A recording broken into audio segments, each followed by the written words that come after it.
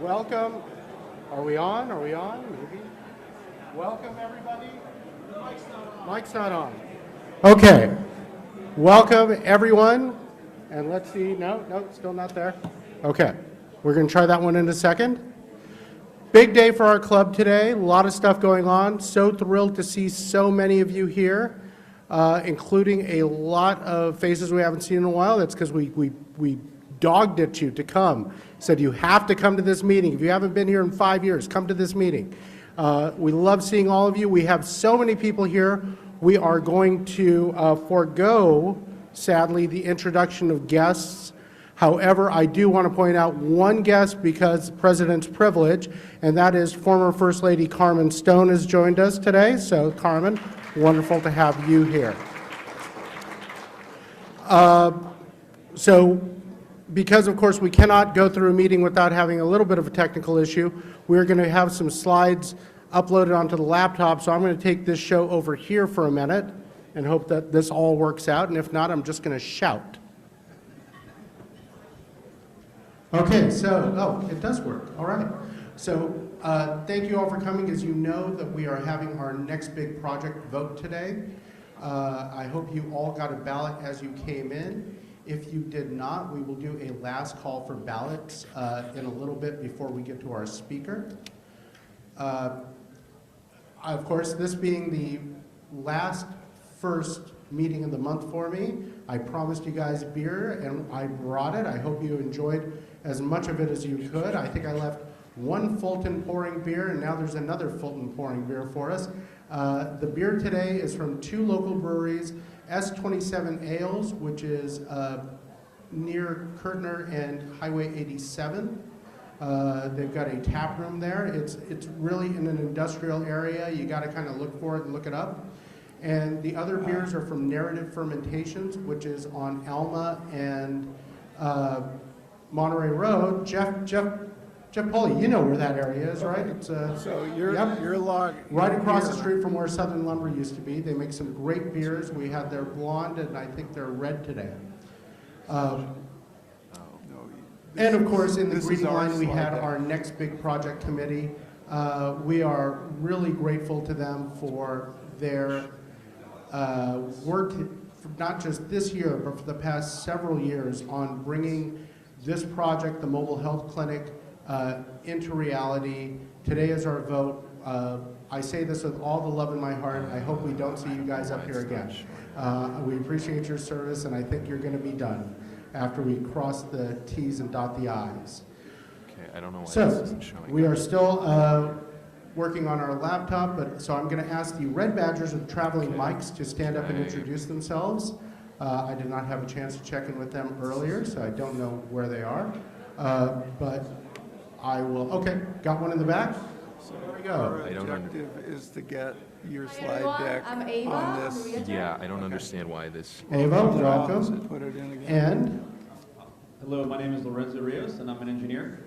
Lorenzo Rios, who's just brand new, right? This is your very first meeting, and we immediately put you to work. Yeah, basically. Yeah. That's Rotary for you, so thank you. So, well, we won't be introducing guests, and if you look around the room, you'll see why. We will be asking Lorenzo and Ava to be helping us out during the Q&A portion of Mayor Matt Mahan's speech. Yeah. So, Matt, you're going to leave some room So you can still- for questions, I hope. Can I pull it up? All right. Okay, now we are going to continue on the fly, as it were, and I'm going to ask Randy Zeckman to come up with our newest member, and introduce him. Randy Zeckman.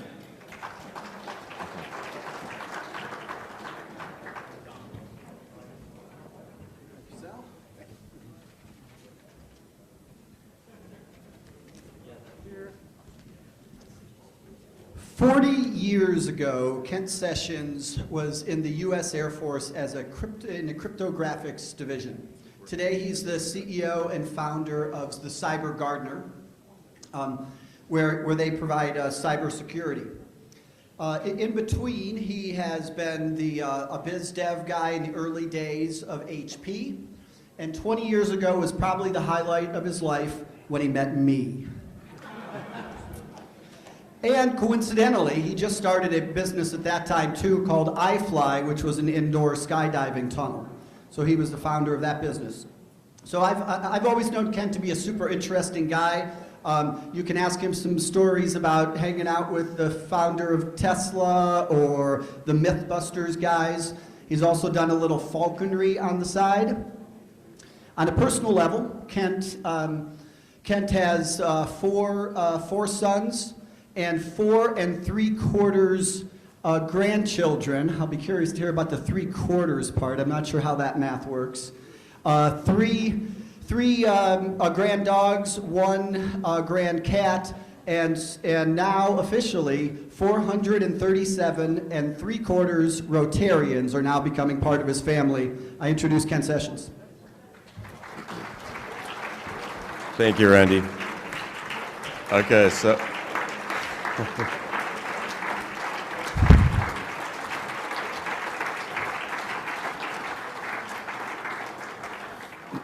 thank you so much. Randy is just such an incredible guy, and I was thinking driving in, oh my gosh, how on earth could I possibly kind of follow in those footsteps? Because I think almost everybody here knows him and all of his great things he's doing. Thank you for the great introduction. I guess the most important thing I wanted to say is I was terrified to come up here, not because I'm terrified of speaking in public. I have 2 ex-wives and now a husband.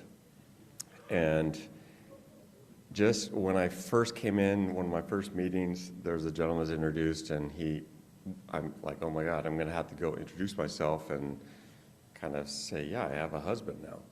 And I've had so many people here come up and be supportive, like, really, people don't care. They care about what you're doing. They care, are you a good person? They care, are you helping out? And I'm just so grateful to be part of an organization that's doing good things in the world, and that did a great thing for me to kind of be more comfortable myself to just say that. The other thing I just wanted to share is, yes, I'm in the business of cybersecurity. There's 3 things that you should know about. One is called password spray, and that's where they come up with, a bad actor will come up with a password like, I don't know, Sharks23 in our area, and then they'll just spray every single email account in your organization to try to get that to work, and most of the time it does. Like, they're very clever to figure those things out. And then once they get in, they infiltrate your system. The second thing is social engineering, and that's where a bad actor in your organization, could be a disgruntled employee, could be an ex-employee, would come in and do something malicious to your systems, computers, and shut your business down. That is a specific exclusion in almost every cybersecurity or business interruption insurance policy. So that means if you have a bad actor that does that, your insurance isn't gonna cover you. And then the third thing is phishing, and I think probably most people here, I'm sure actually everyone in this room has experienced it. And if you don't know what it is, it's basically where there'll be an email coming from your friend Randy Zeckman, and it's like, hey Ken, check out this discount card at Home Depot. And if you click on it, you're toast. They'll take control of your computer, your email account, and shut you down. So those are the top kind of 3 things that people need to worry about. Very grateful to be here. Thank you so much. I'm probably over time.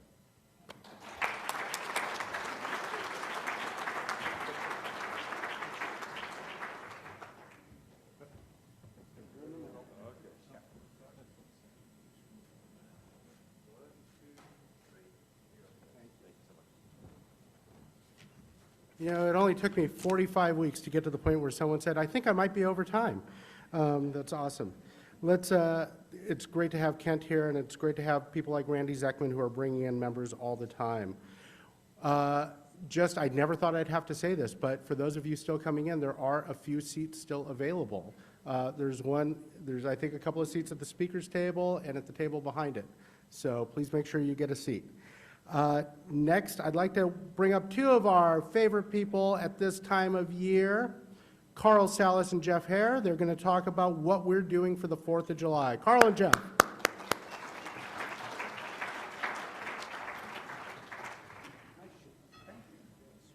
So you have no idea how many moving parts there are to getting the fireworks coming back again to this year and every year. It's amazing how many moving parts there are. Jeff and I have been working diligently. We have a great program person too. But I just want to tell you a couple of things. One is, we shut down the airport. Thank you, Matt. You're here, son. Thank you very much. Shut down the airport Yeah. for us. And you can't imagine, seriously, between shutting down the airport and moving in $60,000, $70,000 worth of explosives, it's really something. It's quite something. But the other thing is that, so my brother and sister-in-law came last year for the first time to our downtown fireworks. They lived in D.C. all their lives, and they went to the D.C. fireworks every year. And after our fireworks were done, they said, oh my God, I've never seen anything better than that. Now, the D.C. fireworks are bigger, but we're so close, and I just want to remind all of you, this display is second to almost none. It's a fabulous, fabulous display. So make sure you come, and Jeff is going to tell you where you can sit. Yes, and one of the beauties of this program is this is something Rotary does every year, and thanks again to the city this year for helping out, and last year as well, as we bring it back. This will put a smile on the face of about 80,000 people from around the city who watch this show. And that's something, if you're in the meadow and you see the kids and the look on their faces, and even the kids that are like in their 90s that come down there, it is amazing. It's the one moment there in the 18 and a half minutes of spectacular that you get to see the benefit of all this work. So we have the meadow area, which is near the Monopoly game, if you know where that is. You're going to have to get down to get a parking space. They do close the roads around 6 o'clock, but we always invite the Rotarians to come down and join us. And if you can pitch in and help a little bit, but mostly just come down and come and watch the show. You'll have a front row seat. It's free.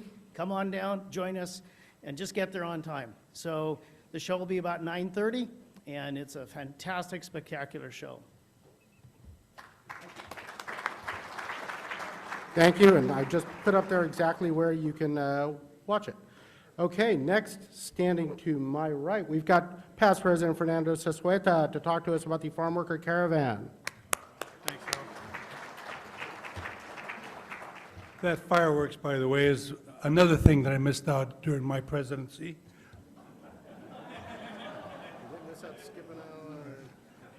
Okay, the Farm Worker Caravan is something we've arranged to have August 19th. And it'll be an opportunity for our club to donate as many things as we can, as you can see on the screens that we have. They need all kinds of things: food, clothing, furniture, appliances, anything. And so we've arranged with San Jose History Park with Bill Schroe as a drop-off point to take things there if they're bulky, and that'll be an opportunity to do that. You ought to also let us know if you're interested in going to a lunch that we're arranging, a $48 all-you-can-eat lunch at a Mexican restaurant near there, but you have to register. It's at farmworkercaravan.com. Farmworkercaravan.com is something that you could help us plan our logistics, because we need to know how many people to plan for, how much food, how many things are going to be donated. So we're asking for your attention, and keep this in mind. Thank you very much. Fernando, he's quick. He knows what he's doing here. All right, now is our opportunity. We're doing some good things today, but it's also time to share your personal good news and ring the bell. Remember, your $100 donation goes to our endowment, which helps fund all of our community efforts. So let's get the traveling mics up and get to our anxious people, eager people, ready to go. Let's get one over to start over here with Scott Seaman. First one to get to him. And then Ava can head over here. President Sal, Scott Seaman. It's my pleasure to ring the bell 5 times for $500 for my daughter Laura Seaman, President and CEO of the League of California Community Foundations. She's writing a grant, which I want to put some good wind at her back. Fantastic. Let's ring it 5 times.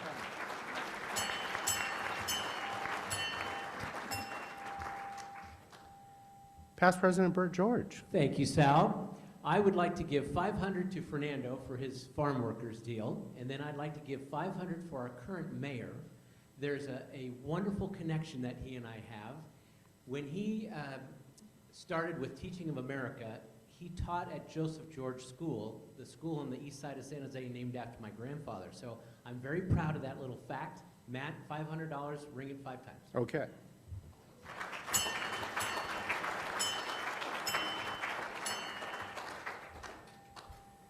Where are we? Well, I'm going to go here because I see a microphone. Thank you, President Sal. I'd like to ring the bell twice. Once for my oldest son, who is taking over command as a fighter pilot of his squadron next month as he heads out to the Mediterranean. And the second to my middle son, who I just returned from a visit in England where he's editing the next Ghostbusters film on the heels of John Wick 4.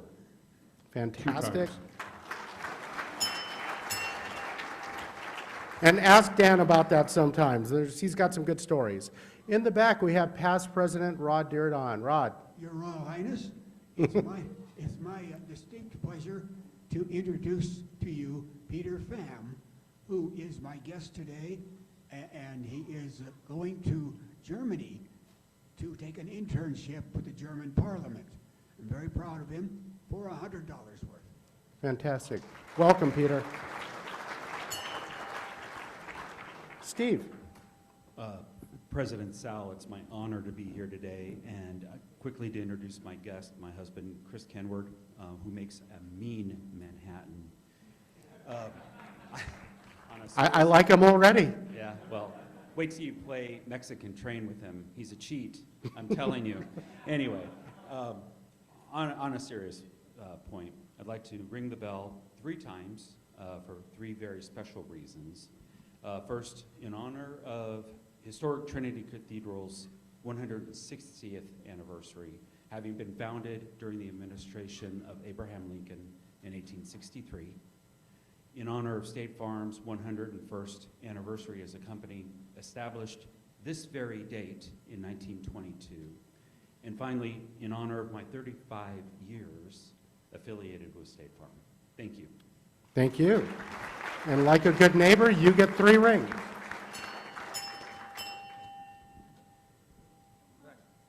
Okay, there we are. Great. Hi, Dr. President Robin. Sal. Thank you. I'm Emily Robin, and I'm not a past president, nor am I going to ring the bell more than once. But I would like to ring the bell 1 time in order to let everyone know to please right now take out your digital calendar and save the date for Sunday, July 2nd. My husband and I are co-founders of a small farm animal rescue organization, and we are having our very first fundraiser event. It's going to be at Strike Brewery, so we're supporting a local business. We are going to bring some ambassador animals for you to meet. You can purchase food from a local food truck. You can purchase beer from local people who make beer, and support our animal rescue efforts. July 2nd, Sunday, I'll be there. July 2nd. Membership Committee Chair Matt Bell. Thank you, President Sal. I'd like to ring the bell today in honor of the Next Big Project Committee. We're here today to finally vote on this great project. It's been wonderful working with them, and I want to ring the bell 4 times for the 4 years we've been working together on this project. 4 more years, 4 more years.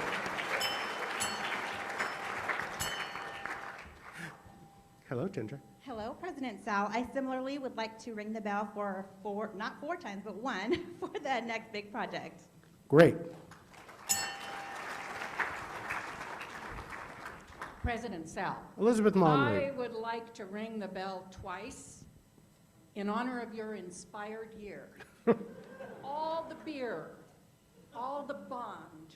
It's been just great, and good things have happened this year, including the Next Big Project in your year. Thank you, Cheers. Elizabeth.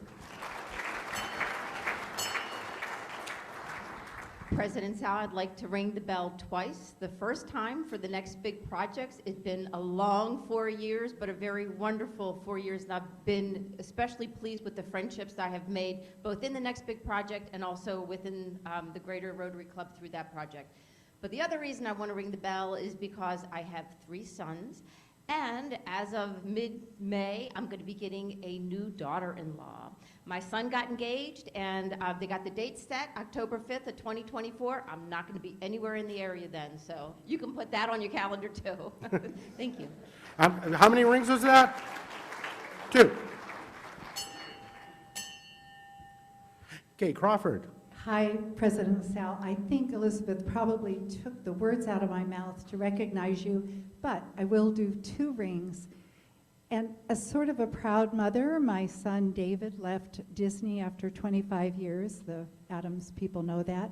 He became director of engineering for Virgin Galactic, and they had their first successful launch out of Las Cruces, and the space area there is just fabulous. And our daughter founded her, I think it's her 3rd company called Lighthouse Pharmaceuticals, fighting Alzheimer's disease. A proud mom, 2 rings. That is fantastic when you can't remember how many companies you founded.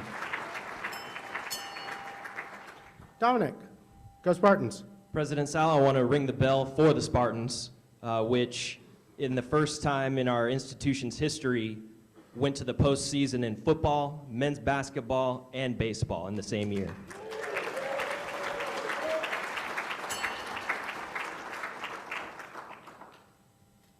Lisa Millette. I keep looking straight in front, and I'm right here. you're right here.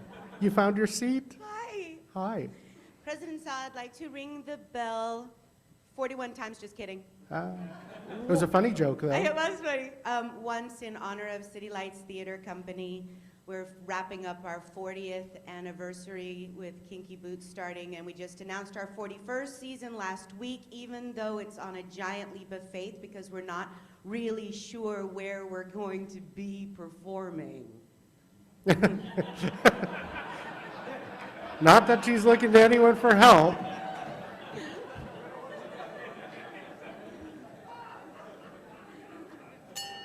There's a good ring for City Lights there. Mike Block. President Sal, good afternoon. I'd like to ring the bell 3 times. During your presidency, my wife and I have been blessed with 3 new grandchildren. Little Kinsley in October, Emery in February, and about a month ago, Ezekiel, whose nickname is Zeke. 3 times. Thank you. Okay. Congratulations. Past President Fernando Sessueta. Yes, I'd like Speaking to of ring the bell grandchildren. 5 times for my grandson Christopher, who is at NYU, and he graduates next year. He's a graduate from Bellarmine. Okay.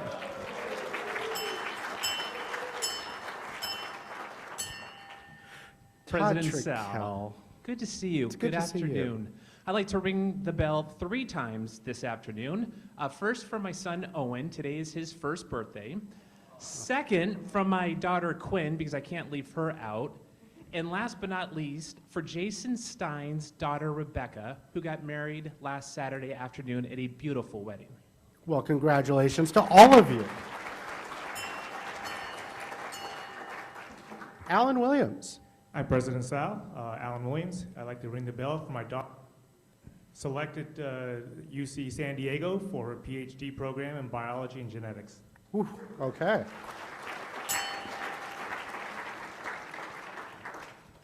Steve Prouty. Yeah, President Sal, I'm going to ring the bell 1 time in honor of Fred Burgun, who in his obituary in the Mercury News gave a lot of credit to what our club has done and what it means in his life. And then the second ring is as a challenge because he had asked that any donations that were made in his honor be made to our Rotary Club. So Saw that. I saw that. So if some of you guys want to really honor Fred, just stand up, stay standing, and we'll get your names, and you can even stay standing while everything else is going on. We'll just get your names that you're ringing the bell at least once. Okay, I think Teresa's going to be taking some names. Yep. Thank you. All right, so we're asking people to stand right now for Fred if you want to, and we'll take your name and contact you. So I see Sarah Klisch, I see Carl Salas, I see Ron Drake, see Finn Jensen. I'm not going to keep up with all these names, so you guys are going to have to. Norm Klein and Carl Silker and Steve Ellenberg, Deanna Persai. I see Jim Kadeen in the back. I see Sharad Gupta in the back. I see Ray Castaneda. And I see Joe Quilisi. Sorry, Joe, I couldn't see you. The lights are in my eyes. And I see Christine Burrows in the back. Okay. Thank you all. And now we will go back to our regularly scheduled Ring the Bell with Ray Castaneda. Ray Castaneda, President Sal, it's for my grandson Luke. He isn't here. He's 1 year old. He's a blessing, a gift. $100 for my grandson. Jimmy Choo. Okay. Jim? No? If I could ring the bell 6 times? You could. Would it be worthwhile? Yeah. All right. Fantastic. I am ringing the bell for my son Nicholas, who's graduating from UC Santa Cruz next week. Nick grew up, as some of you know, with autism. He had a lot of social challenges and roadblocks along the way. Some misperceived learning disabilities that were really superpowers, and the way he learns is just different than a lot of us. But after 6 years, he has finally completed his undergraduate degree, and my wife Jennifer and I are so proud of him and want to ring the bell for each of the years that he slogged through this goal of his to have an undergraduate degree from the University of California. So we'll do 6 bells. And because I spend so much time in government, Jennifer is also a member of the club. So 4 of the bells will be charged to her and 2 of the bells for me. Okay. 2 for you, 4. We might split it 50-50. Okay. Seeing no one else in the room, I believe we have one more ring the bell request coming to us from Zoom. John, if we could get our guest up. No? His camera's not on. Okay, well. Okay. While that is happening, we're going to pause, and I'm going to say you all should have received ballots for the next big project when you came in. We're going to end voting before our speaker begins, so if you have not voted yet, now is the time. Please fill out your ballot, hold it up, and one of our inspectors, could be Daniel Sasueta, will come and collect it and take it to the back. Brian Adams has a box there where he will accept the last ballots. You should have gotten one at the front. If you did not, please go to the lobby and get a ballot right now. We should have extras. If you are on Zoom and wish to vote, if you are a member in good standing on Zoom and wish to vote, please send Leslie Hamilton, who will be signed on, a private chat message with a yes or a no on our question. And of course, the question is whether you approve spending up to $500,000 on our mobile health clinic project. No more than $500,000. President Sal, I'd like to ring the bell one Got time. some last ballots being collected. And I'm wondering from Leslie, are we going to have our last ring the bell? No, okay. So here's what I'm going to tell you, is the last person who's ringing the bell is our former executive director, John Kennett. And he is ringing the bell because he is leaving our club at the end of the month. As you know, John and his wife have relocated, and they will be joining a Rotary Club in Colorado where they live. We loved John and his many years of service to our club, and we appreciate him so much for his mentorship of so many presidents, and of course, his work with Leslie Hamilton, our current executive director. He produced our 100-year centennial history book, which you all should have received, and which we hand to every new member and every elected official in San Jose. So we really appreciate his work. We are going to miss him tremendously, and we hope that he will come back and visit whenever he can. So here's a ring of the bell for John, and I hope we could get a nice standing ovation for him too.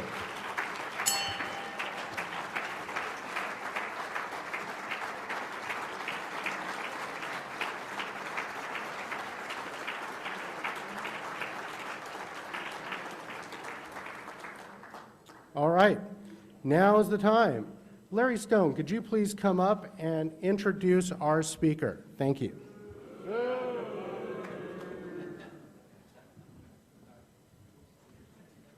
Thank you so much.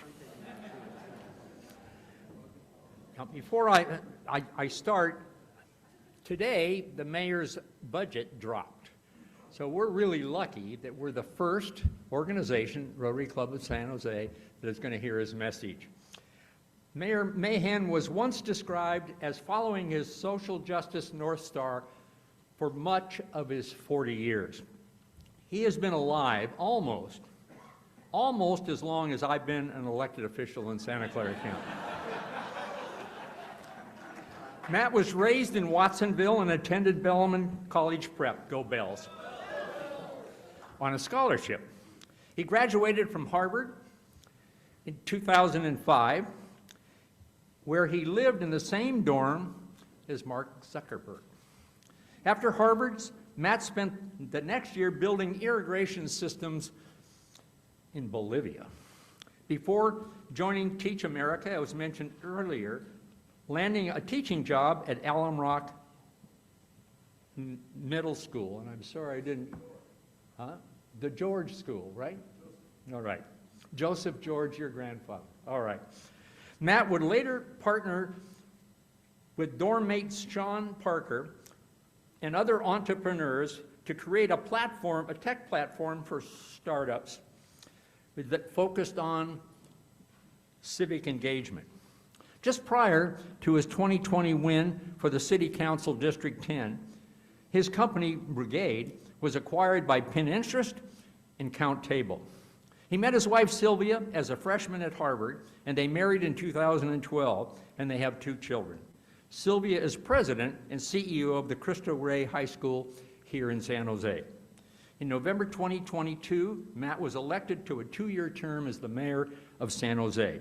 Please join me in welcoming Mayor Matt Mahan.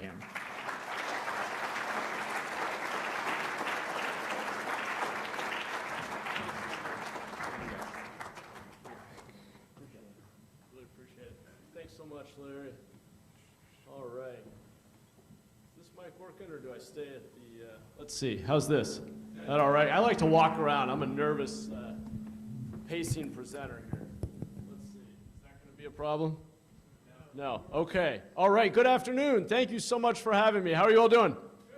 Good. Great to be here. It's awesome to see the room full and all the energy. The club is back, huh? This is amazing. I love it.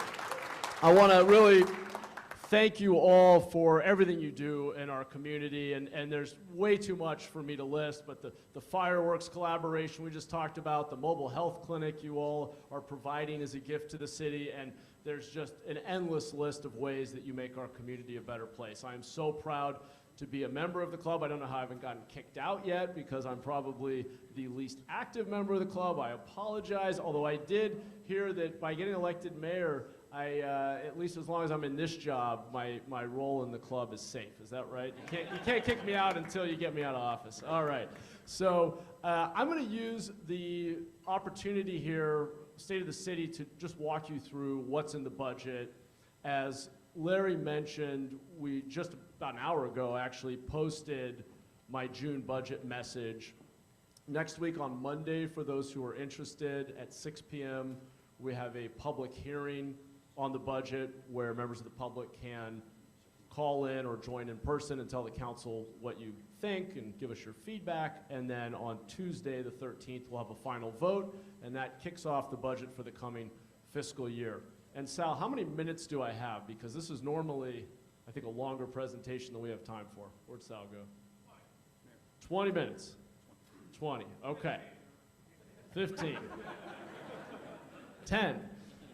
Okay, great. So we're going to jump in here, and here's where we're on the process. We need one more check mark as of an hour ago. Or you all, no, you're not seeing this. Is it possible to get the slides up? This is going to be a tough presentation without the slides.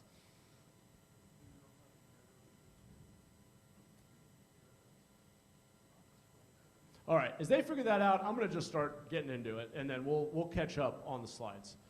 So, San Jose City budget, about $6 billion a year. Most of that is already prescribed. That's the airport, that's the wastewater treatment facility, it's fee recovery. We can't change it. But there's the general fund, about $1.5 billion, where we have a bit more discretion over how we spend it. That's where we fund core city services, including police, fire, libraries, parks, roads, and so forth. And as Mayor Ron Gonzalez here will tell you, the city does a whole lot of different things. I like to say we cover everything from A to Z. We run an airport. We even have a little zoo out at Happy Hollow, as you all know. And we do just about everything in between. For purposes of this budget message and the presentation that we are hopefully going to be able to show you in a moment, I'm really focusing in on a few core areas. And the point is, looks like, are we up? No? Oh, I thought we had it. Okay. I want to make the case for focusing on fewer things. We could do what we normally do, which is we take the base budget as it is, we copy and paste it over into this year's budget, and we just, generally speaking, add 3 to 5% across the board, across all 22 departments, all 265 city services, and what you get is maybe a little bit of incremental improvement across the board. Or we can do things a little bit differently, which is we can make some tough trade-offs, we can focus on fewer things, we can make a bigger investment in a few areas, we can put more of our attention and our dollars behind a few core priorities. And I want to make the argument to you that this is the moment for that level of focus, because we need to get different outcomes in a few key areas. The first argument for focus, of course, is that people want to see change. I knocked on 12,000 doors, did about 400 community events in neighborhoods across the city out on the campaign trail, and I heard over and over and over again, and all the survey data and polling data that the Merck and others have done shows that, awesome, we're up. Okay, let me go forward here. People are frustrated. They want to see change. When you ask them why, it's cost of living and it's quality of life issues, homelessness, crime, trash, blight related issues. Another reason for focus, and I'm going to go fast because there's a lot of content here, is that we have lower revenue per capita than most other cities. This is property tax revenue. Go to sales tax revenue. Now, the sales tax revenue is the dead giveaway. Why do you think Cupertino's revenue is as high as it is? Apple, one company. So biggest sources of revenue for a city, property and sales taxes, we have much lower because we have fewer jobs within our city limits. We're the only big city in America whose daytime population shrinks because a majority of our workers go commute to neighboring cities and work at companies that generate property tax revenue and sales tax revenue, and sometimes they stick around and have breakfast, lunch, and dinner in those cities, generating more sales tax revenue. So we've got argument one for focusing on fewer things to move the needle is that people are frustrated and want to see change. I heard that loud and clear last year on the campaign trail. Number two, we as a city always have to make tough trade-offs and prioritize because we have lower revenue per capita. And then, as you probably also know, and I won't belabor this point, God knows we spent plenty of time on it in past years, but we have some significant debts. Our general fund takes about a $350 million a year hit to fill in the unfunded liabilities that we owe to our retirees to cover their retirement and health care costs. So we have a fairly constrained budget, and for those reasons, I have, in my first proposed budget, pushed us to make some tougher trade-offs, to be more focused than we generally have been in recent years. And the three areas, again, where I really think we have to move the needle for our community are around increasing public safety, reducing unsheltered homelessness, and cleaning up the city. I want to just pause for one more moment on this. I see this as a step in a multi-step, multi-year strategy for the city. We're coming out of the pandemic. We need to focus. We need to build a stronger foundation, a safer, cleaner city where everyone is housed. As we build that foundation, I am confident that we're going to be able in the coming years to make real progress around economic development. People will want to spend more time and money in our city. Employers will want to move here and expand here, and we will see an organic growth of the tax base. As that happens, we will have the resources to plow those dollars back into the other core city services that we all desperately want. Longer library hours, better roads, nicer parks. The list goes on and on. All those 264 services that currently we're trading off against one another with very limited resources. So I see this as step one in a multi-year, multi-stage strategy. Okay, so let's dive into these three areas, and let me tell you a little bit about what is new or different. What are some of the bigger bets in this budget? Safest big city in America, that is our goal. Ron, were you mayor when we were safest big city in America? Wow, nice job. All right, life goals. Here we go. To me, the starting point on this is slow response times. It captures our challenge. So these are the response time targets for priority 1 and 2 calls, 6 and 11 minutes. We are way over. Primary reason for that is low staffing levels for all the reasons I just mentioned around our financial constraints. We have about 11 officers for every 10,000 residents. Other big cities in aggregate average about 26, more than twice as many. San Francisco, 15% smaller population, more than twice as many officers. So there is a staffing challenge to even just doing the best practices of community policing, like getting out of the car and walking the beat and getting to know community members. Hard to do when you're more than twice your response time target for important calls and you're just rushing from call to call. We have another challenge that's a newer challenge we're facing, which is we're seeing declining interest in law enforcement careers. 5 years ago, we'd have 10,000 applicants a year to our academies. We are now below 2,000. That's an over 80% drop. And so to address the staffing shortages and the challenges around hiring, here's what's proposed in the budget that is new or different from last year. A significant investment in doubling the rate at which we add officers and general headcount to the department. We are still over 200 officers short of where we were before the Great Recession. At adding 15 a year, it's going to take well over a decade to get back to even that level. I want to accelerate that rate of increase so we double the rate at which we hire officers. To do that, given the challenges around recruitment and lack of applications, we also are increasing funding for outreach and marketing, going to college campuses, getting people to consider careers in law enforcement, and speeding up background checks. We are also investing in alternative responses, and this is an area where, to really do this right, we have to continue to partner with the county. There's a class of calls. We see 911 calls go up every year, and of course there are categories of calls that don't require an officer with a gun to be the first responder. So for those that are a mental health issue primarily, the county has a trust team, and they're scaling up some of the services for non-law enforcement response. For some of the 911 calls or other services we want, such as a walking patrol in downtown, we believe that adding community service officers who are trained but aren't as expensive, don't carry a gun, can certainly call for backup if they need it, is a more cost-effective way to provide more public safety services efficiently. So we make a bet on expanding our CSOs. We also use automatic license plate readers. These have been incredibly helpful with such an understaffed department. This is a vital tool and has helped us break up and identify crime rings that are doing catalytic converter thefts, smash and grab robberies, and solve a number of important crimes that were harder to solve before we had this tool, but they were funded on a one-time basis with a federal grant. We make that ongoing. We have a partnership with Valley Water around getting bike patrols out along our creeks so that people feel safe using our public spaces again, which is a big complaint we hear from residents. And then finally on public safety, actually second to last on public safety, we have a serious shortage of paramedics. We are not alone in this. This is due to COVID. I won't get into the details, but we are investing additional dollars in doing a lateral academy, more outreach and recruiting, more training, so that we don't burn out the medics we have with a bunch of mandatory overtime that is harming their morale and putting public safety at risk in the worst case.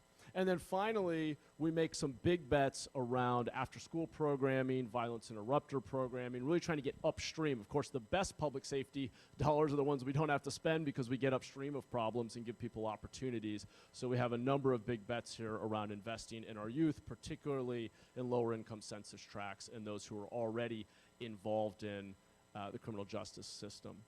Okay, and then on to priority number 2 around homelessness, ending the era of encampments. So that is actually not the rate, that is the count of unsheltered homeless residents. I will give you the rates. Here's my starting point on homelessness. There are cities in our country that have, other big cities, the same rate of homelessness per capita as San Jose, but have relatively extremely low rates of unsheltered homelessness. Boston, same amount of homelessness per capita as San Jose, but about 3% unsheltered. New York, about 7% unsheltered. Chicago, many other cities, much, much lower. Anybody want to guess what our rate of unsheltered homelessness is?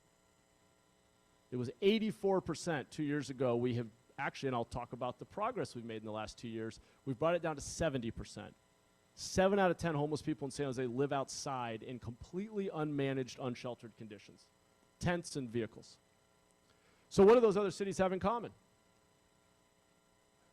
Harsh winters. What does the harsh winter force them to do? Get real pragmatic real quick. It is not politically feasible to have thousands of people freeze to death on the streets every year. So they scale up basic, dignified shelter, places for people to go, and when it's cold, people come inside. That's the challenge we face in an area with our weather. What do we do? What is the forcing function that will get us to scale up indoor, safe, managed places faster and get people inside? Just to put it in perspective, we talk a lot about traffic safety and Vision Zero, and of course, whenever there's a homicide, it's all over the news. But to put it in perspective, we have many times that number of people die on our streets every year, significantly more. So what's the proposal in the budget? Well, this is the most controversial proposal. You've probably all been reading about it, hearing about it. Big debate over this. It's actually not that much money. I'll get into that in a moment. But the proposal is from various sources, not just Measure E, make a big bet on more immediate solutions, totaling $50 million to be spent over multiple years. It actually gives us a line of sight to 5 years of building more interim and immediate solutions and operating them, but also finding the money to do a new NOFA for additional new affordable housing projects and maintaining our commitment, the $36 million to 4 affordable housing projects totaling 575 units that we approved 2 years ago. So to me, it's balanced. The question here is how much we turn the dial between 2 things that we need and 2 things that we fund via Measure E and other pots of money at the city, frankly, which is a long-term solution around the need for more affordable housing. State of California says in our new RENA targets, our housing goals, we need to add 34,000 units of affordable housing. At a cost of $1 million a door, we're going to have to find $34 billion of subsidies to do it. I'm not sure that that's going to happen, but that's the goal. So I think the reality is, in an area with the kind of job growth we've seen and the lack of housing production, we are likely to face a housing shortage and an affordable housing crisis for the rest of our lifetimes. It doesn't mean we shouldn't work on it. It's critically important. And if there's a regional housing measure to get more resources to invest in affordable housing, I will be out there campaigning for it. So we definitely need to be continuing to chip away at the huge gap we face around housing supply. We need to build a lot more affordable housing. But my view at least is, if we say that we have to wait to fix the affordable housing crisis, to build all that affordable housing we need before we can end unsheltered homelessness, we're putting ourselves in the position of essentially embracing the status quo that everyone agrees is unacceptable. So let me talk a little more about the more immediate solutions, because it's not either or, but we have not put a lot of resources into the immediate solutions. Here's the one I'm most excited about: our quick build communities, prefabricated modular units. These are not tiny homes. These modular units are increasingly used in market rate construction.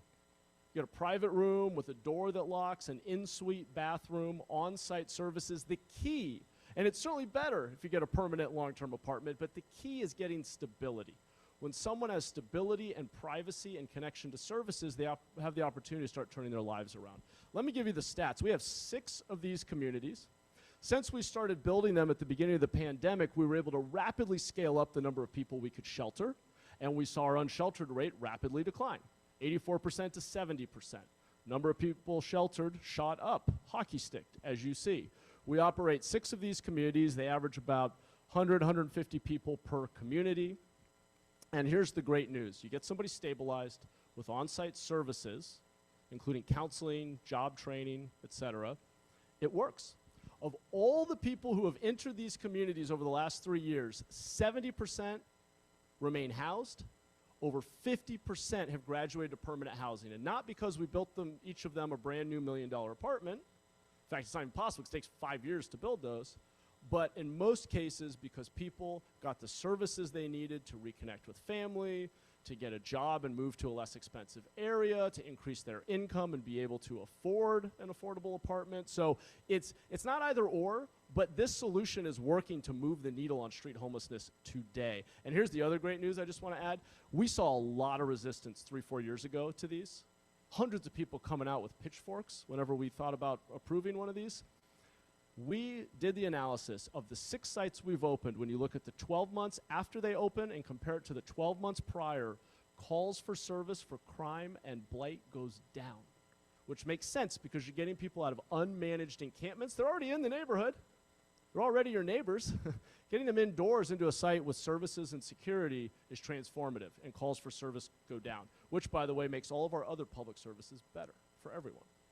One of the key services that we are expanding through this budget proposal is San Jose Bridge. It's a program that pays people 20 hours a week, an hourly wage, to clean up the city and gives them that structure and dignity of work, but then also for the other 20 hours a week, and our partners at Goodwill are administering this program, gives people job training along different pathways, building trades, hospitality industry, and so forth. Last year, of the 140 people in this program, they collectively took 350,000 pounds of trash off the streets, and over a third of them graduated to permanent employment, including one guy who got a job at Tesla. All right, and then finally, prevention. We are maintaining our commitment to prevention. A lot of homelessness is driven by an unexpected, tragic life event. Job loss, death in the family, messy divorce, unexpected health care issue.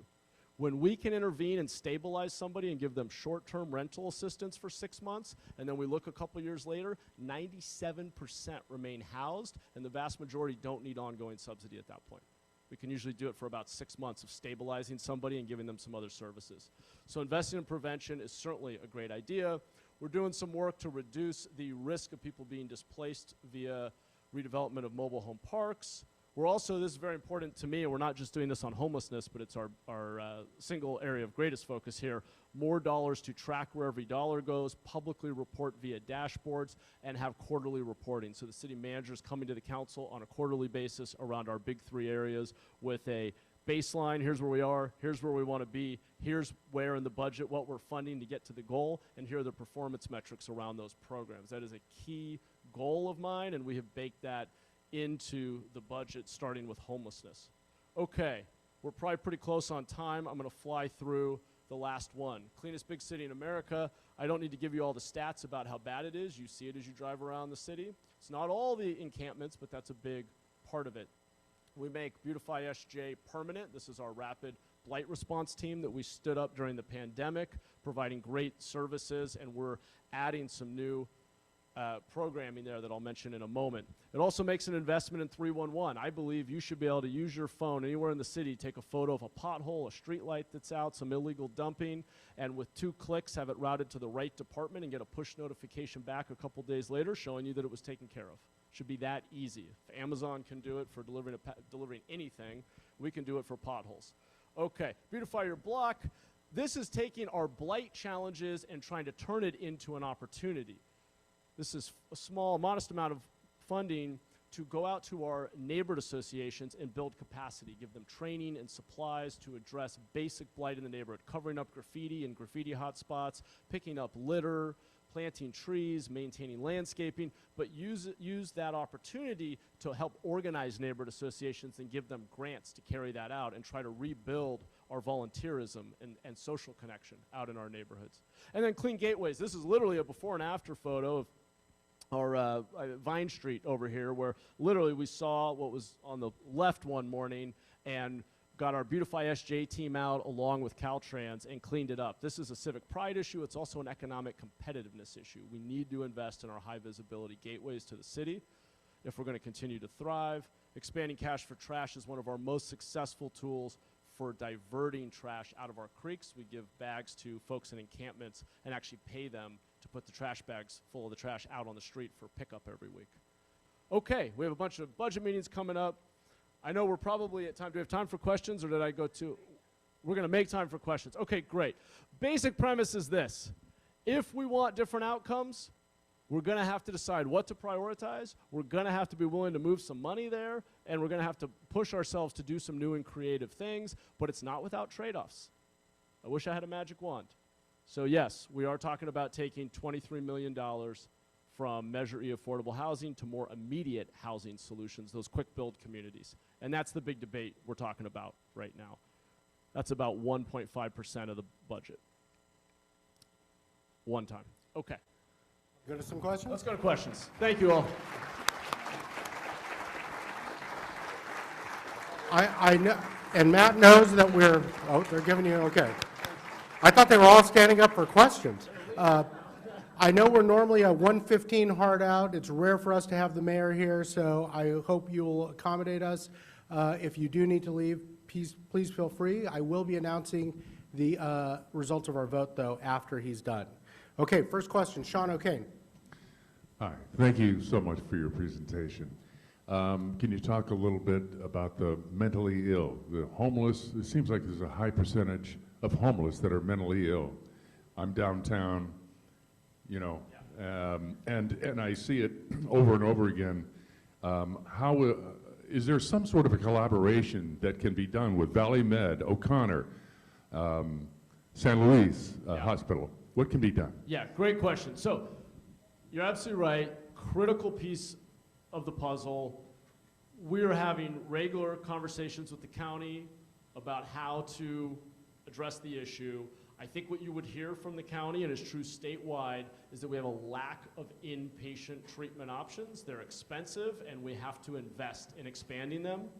And I'm certainly pushing for us to do as much of that as we possibly can. I am also supporting SB 43 from Senator Susan Eggman, which would expand the definition of conservatorship for those really highly visible cases of folks who are in dire straits and are unable to make rational decisions about their self-care. So we need to expand inpatient treatment, and we need to have more tools for getting people into that treatment. I would say, though, of the 4,500 people living outside in our city right now, the vast majority will accept housing, even in a quick build. Those are at 100% capacity virtually all the time. And many of them, whatever behavioral health issues they may be dealing with, can be addressed through counseling and do not require a full mental health hospital. I know there's a highly visible, chronically homeless part of the population that does need that solution, but we can reduce our street homelessness population by easily 75% by focusing on quick build-like communities paired with services like counseling, drug treatment. You don't have to be in a mental health facility to get drug treatment, right? So we can make a lot of progress right now, but we need both, I get it.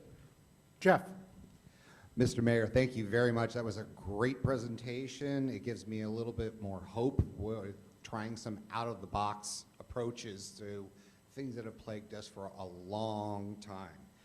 I want to ask about something that I received in my email today from one of the food assistance programs. And if you could please touch on what is going on with the funding for the food assistance programs here in the area. Yeah, thank you. Appreciate the feedback and the question. We significantly scaled up our funding for local food assistance programs using one-time federal dollars during the pandemic. Those dollars are going away, and we have been communicating now for a couple of years that the city will have to reduce our investment. Now, I know there's still a lot of need out there, and that's the challenge. We have actually extended a couple of times the timeline for funding these programs from the city, though this is not a traditional city service. We've talked to the county, and the county did just make a commitment of about $5 million. We view this as more of a county and state responsibility. We also are going to need the community to step up philanthropically. There is a lot of food insecurity in the community. It has not come back down to pre-pandemic levels from the data we have access to. We do face a real challenge, though, around what is a core city service, what are the trade-offs we're able to make when the one-time federal funding goes away, to what extent should the city continue to extend itself across many services, and when we're struggling so much to deliver on even basics like timely processing of permitting and response times to 911 calls. So that's the challenge we're in. I've been in direct communication with many of the providers, including the Silicon Valley Food Bank, the Second Harvest, and others, and we're trying to lift up and support their work and raise philanthropic dollars, and the county's made a bit of a commitment, but we are going to need more resources there. I'm just not sure that the city, in fact, I don't believe the city can sustain millions of dollars per year in spending we never did before the pandemic when the funding from the federal government's gone away. Thank you. We can go in the back here to Carl first. Hey, Matt. Hey, Carl. I know this drives you as crazy as it drives me, but I've never been able to talk to you about this. So I'm walking from along Santa Clara Street to the SAP, and there is that homeless camp up on the hill, and it's okay that it's there, and I know your housing department goes and posts, and then they abate, and there's this big deal, and 1 week later, it comes back. And then they abate, they post, and 1 week later it comes back. This has happened about 3 times. I understand it happens elsewhere in the city, but that's a particularly high visibility area, and I know you must be pulling your hair out, but will you just talk about that, why we can't get a beachhead and then hold it? Yeah, thank you. Great question.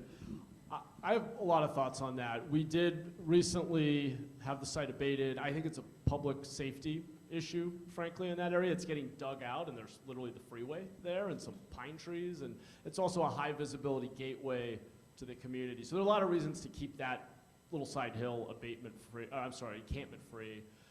What we are looking at doing is, and it will take some money, but improving the fence, posting a sign saying that you can't camp here, and then not having to go through the full normal process to abate the encampment. Basically being able to immediately just actually tell the person you've got to move on. We're in conversation with the guy who's out there right now. The bottom line is, though, there's only so much, abating encampments and chasing people around the city is not a good use of taxpayer dollars. The goal is to create more indoor places for people to go. So these interim housing sites, safe parking sites, and then abate folks with a place that they can go where they can be stabilized. If we don't have somewhere for people to go, then we're just moving them a couple blocks down the road, and then they're coming right back. And it's this whack-a-mole it's this Groundhog Day you're talking about. And so I'm really focused on scaling up the basic, safe, managed site with basic services as an alternative to encampments, so then we can get people we can incentivize folks to come indoors, and we can start to extend no camping zones and abate immediately when an encampment's there. That's I think the only strategy is scale up places for people to go and then abate more frequently. We're not going to criminalize homelessness. We can't force someone indoors, but we can abate faster and more aggressively if we have a safe place for someone to go. The reality is, for too many years, we haven't had a safe place for people to go. I think we're going to go last question, Mr. Sisueta the Younger. Hi there. Okay, we got a mayoral decision. We're going to have 2, but Fantastic. Christopher first. First off, just wanted to echo what everybody else has been saying. Thanks again for coming to speak to us today. It's been super informative hearing where the budget's been going. 2 questions for you. Just first one, I wanted to ask if you had any new knowledge or new information on the new money that's just been going to the light rail extension over in Eastridge. Wanted to hear a little bit more about that, and if there was any plans or maybe future ideas to expand that in future. And in addition to that, also, if there's any plans to increase on CEQA reform and the permitting process to allow the further expansion of the new houses going up in San Jose. Yeah, thanks for the questions, and I'm going to be pretty brief just in the interest of everybody's time. I know folks are busy and have to get places. On the first, the state recently completed the funding for the East Ridge Light Rail Extension.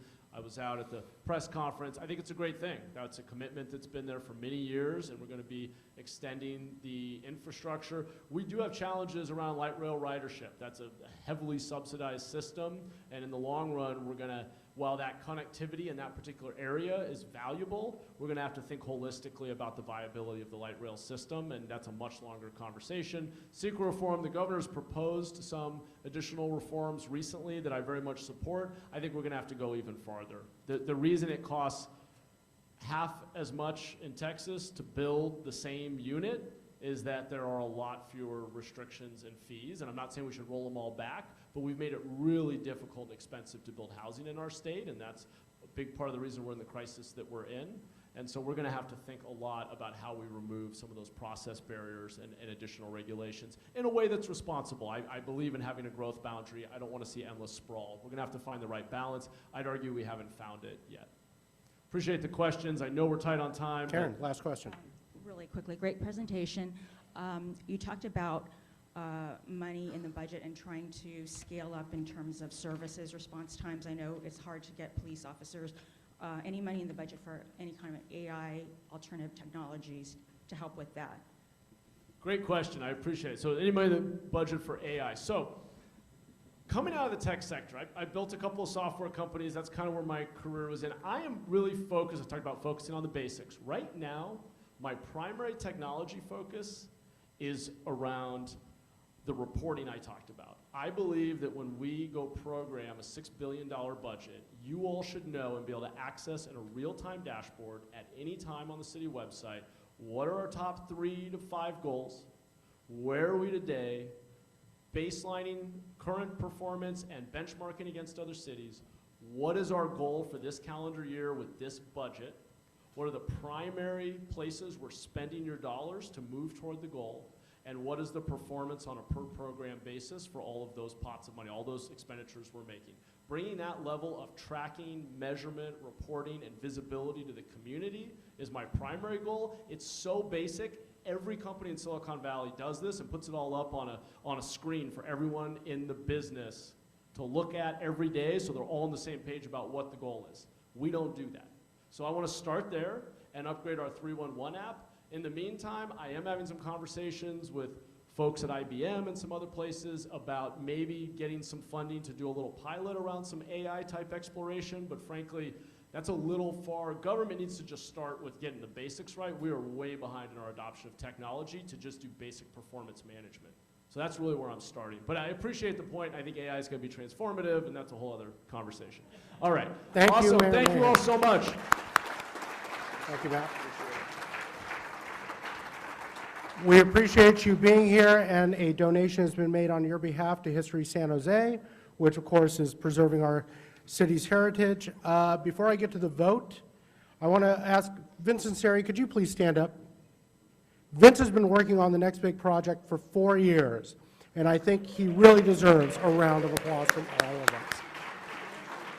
The entire committee has done a tremendous job, and I appreciate all of them, but I really appreciate your work in sticking with this, Vince. There was many troubled times with it, and I really, really thank you for your service.